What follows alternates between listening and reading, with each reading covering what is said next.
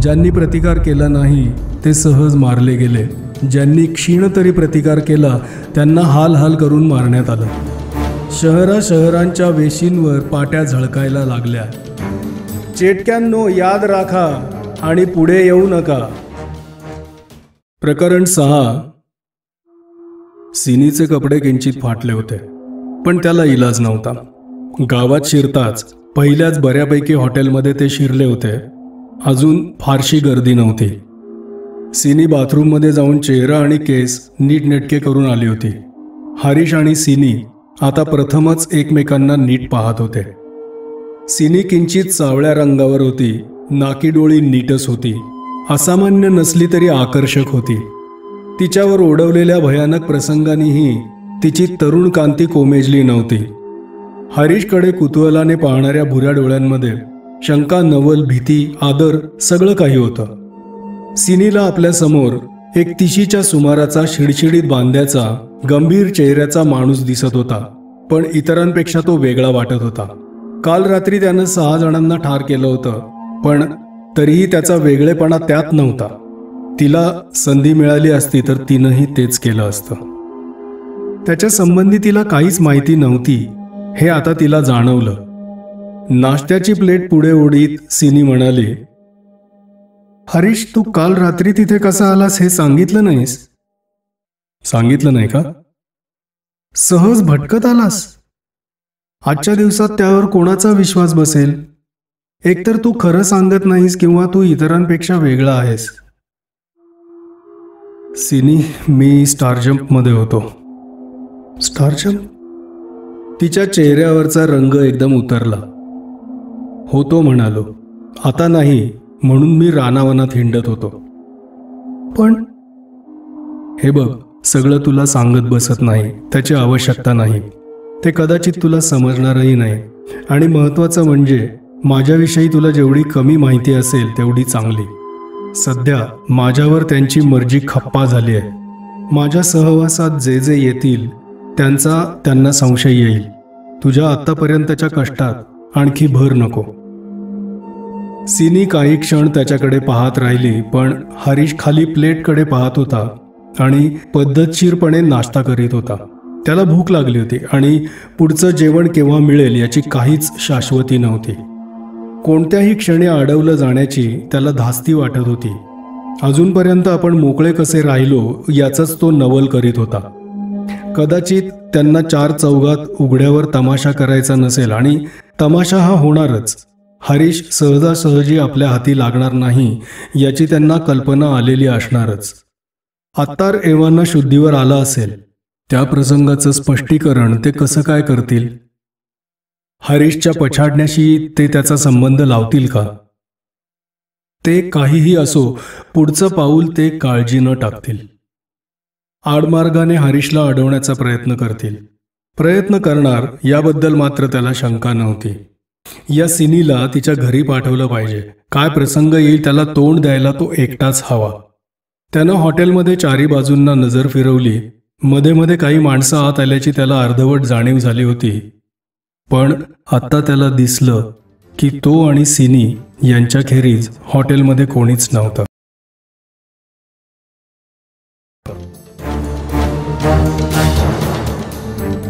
Waiters सुद्धा दिसत नव्हते. धोक्याची एक थंडगार जाणीव मनाला झाली. त्याच्या मागे काचेची रुंद खिडकी होती. त्यातून त्याने नजर सहज बाहेर टाकली आणि मग सावकाश आत घेतली. हॉटेल बाहेर ते जमले होते. सिनी, आता मी सांगतो तसं कर.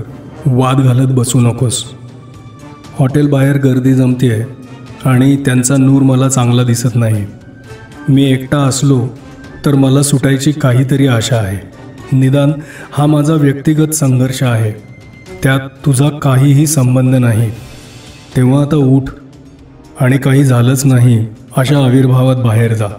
तुला अटकतील, अडवतील सुद्धा, पण माझ्याशी काहीही संबंध नाही असं सांग. ऐकलंस ना? हां, चल उठ.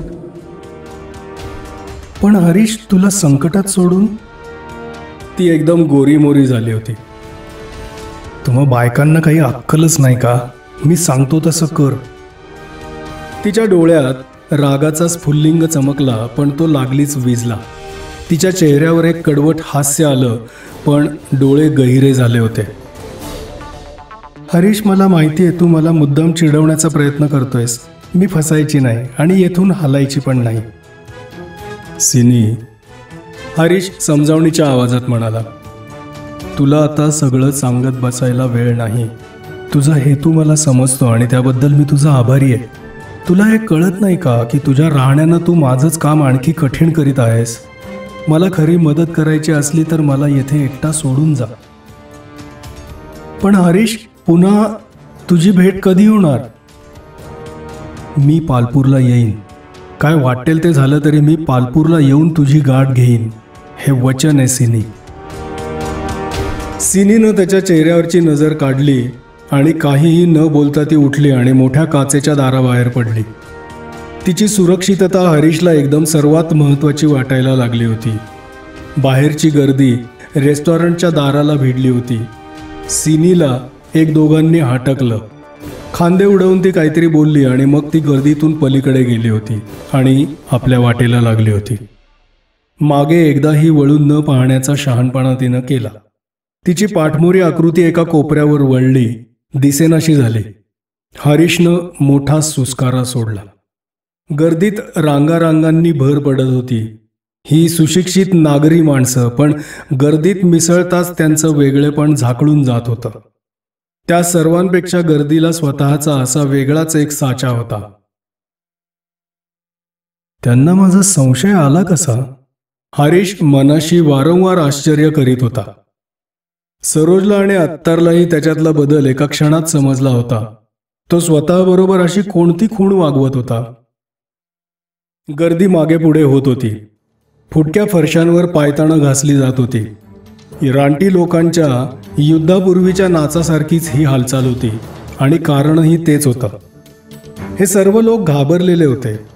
सर्वसामान्यांचा राग, मत्सर, द्वेष, तिटकारा, भीती, गैरसमज, असूया, विफलता, एखाद्या किडक्या वासासारख्या या भावना त्याच्यापर्यंत पोहोचत होत्या.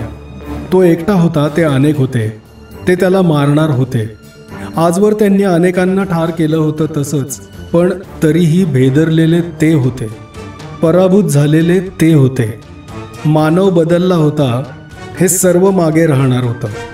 संघर्ष सुरू होण्यापूर्वीच ते हारले होते. आपला धीर एकत्र करायला त्यांना वेळ लागणार होता. चेटके काय करतात याबद्दल त्यांच्यात अनेक चमत्कारिक गैरसमज होते.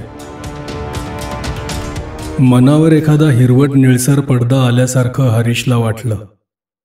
त्याच्या मनाच्या खोलवरच्या कोपऱ्यात दडून बसलेला तो सावकाश सावकाश बाहेर येत होता. हरीशच्या मनाचा सर्व विस्तार व्यापून टाकत होता. पण तरीही हरीशला एक अलिप्तपणा, एक विलक्षण द्वैत जाणवत होतं. तो स्वतः अजूनही वेगळा राहून हा प्रकार पाहू शकत होता, त्यावर विचार करू शकत होता आणि त्याचे विचारही समजू शकत होता. तो हरीश नाही का? तो विचार करीत होता. आता मला सर्व काही समजलंय. तू कसा आहेस, तुझ्या आसपासचे लोक कसे आहेत, ज्या जगात मी तुझ्याबरोबर आलो आहे ते जग कसं आहे, सर्व काही मला समजलं आहे.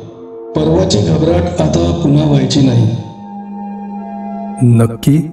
हरीश हलकेच त्याला म्हणाला. नक्की. त्याच्या विचारात एक आत्मविश्वासाची भावना होती. पण हा मृत्यूचा, सर्वनाशाचा विचार कसला आहे? तू एवढा भयभीत का होतोस? मृत्यू म्हणजे सगळ्याचा शेवट. हरीशचा विचार खिन्न होता. मला मृत्यू माहीत नाही. मृत्यू अशी बाबच अस्तित्वात नाही. आयुष्याचा शेवट मला त्याची कल्पनाच करता येत नाही. थांब, फार फार पूर्वी असं काहीतरी होतं खरं. हरीशनं टेबलाची कड एकदम घट्ट धरली, कारण त्या एका क्षणार्धात अगदी अवचितपणे तो त्याच्या स्मृतीत खोल खोल गर्तेत पडत होता. अति दूर अंतराने क्षीण झालेल्या, अतिप्राचीन काळामुळे पुसट झालेल्या त्या स्मृती, कितीतरी वेगवेगळे ग्रह, कितीतरी जातींचे सजीव आयुष्य, चमत्कारिक कल्पना, अवाढव्य विश्वाचे अगाध ज्ञान, ठासून भरलेल्या अडगळीच्या गुदामासारखं एकावर एक रचून ठेवलेलं. कशाला काही अंतच नव्हता, क्रम नव्हता, अर्थही नव्हता. रेस्टॉरंटचं दार धाडदिशी उघडलं आणि हरीश भानावर आला. दारात 3 आडदांड लोक उभे होते. एकानं अंगठ्यानं खूण केली.